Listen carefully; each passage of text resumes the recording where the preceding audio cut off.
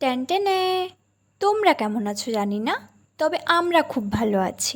আমরা বলতে আমি আর পুপুর কথা বলছি। আজকের ভিডিওটা একটু অন্যরকম। আজ আমরা কাবুলি ছোলার তরকারি বানাবো খুবই সহজ পদ্ধতিতে। আর তার জন্য কাবুলি ছোলাগুলিকে আমরা আগে থেকে জলে ভিজিয়ে রেখেছিলাম। মিনিমাম 5 ঘন্টা তোমরা ভিজিয়ে রাখবে। তারপর সেই ভেজানো ছোলা আর কেটে রাখা আলুগুলোকে কুকারের মধ্যে দিয়ে দিলাম সেদ্ধ করার জন্য।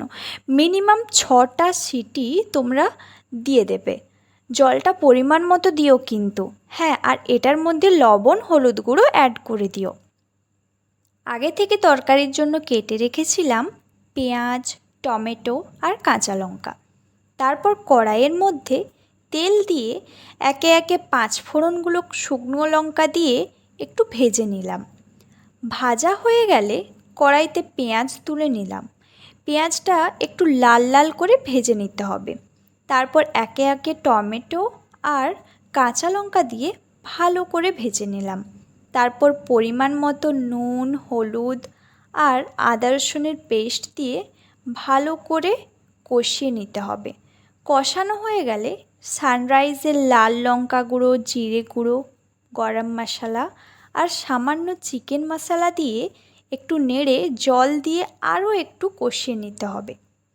তারপর টেস্টের জন্য আমি সামান্য পরিমাণ চিনি দিলাম। এটা অপশনাল, তোমরা নাও দিতে পারো।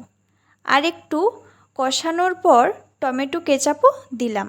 ভালো করে তারপর নেড়ে আগে থেকে সেদ্ধ করে রাখা কাবুলি ছোলা আর আলুগুলোকে কড়াইতে দিয়ে দিলাম। ভালোভাবে ফুটিয়ে নিতে হবে।